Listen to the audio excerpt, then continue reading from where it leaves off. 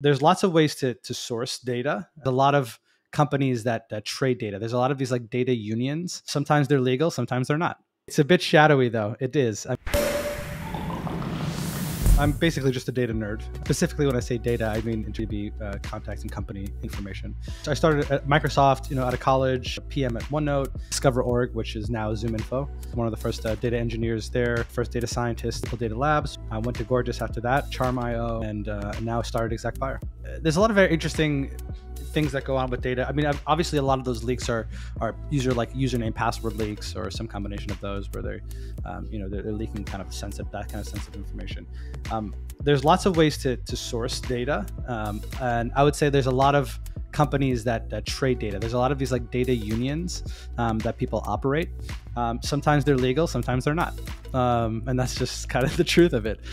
Some of them is just like, hey, I'm gonna trade you all these IP addresses tied to emails. Sometimes they're passing MAIDs, which are mobile device IDs tied to other IP addresses, and so basically it's just one huge identity resolution job where all of these data companies are sharing data and trying to figure out who has what data to fill in the gaps that they don't have, right? That's sort of the data industry in a nutshell. A lot of different players are using each other's data.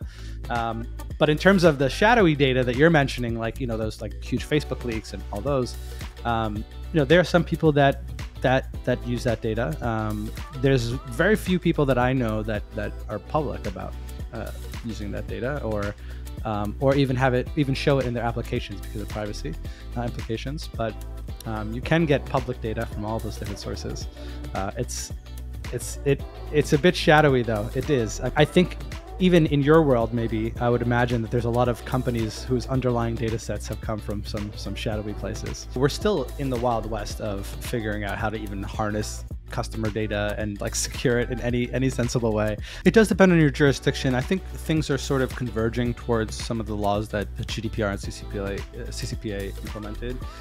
So with GDPR, there's basically a rule around legitimate interest, right? So you can use someone's legitimate business interest. So you can use someone's work email to reach out to them in a cold fashion if you think that they have a reason to buy your product, which is a pretty generic thing, and that's basically like I think the only reason why that law got passed because there was this giant fucking loophole in it that was just like, yeah, like we're gonna protect everyone's privacy unless we want to sell them something.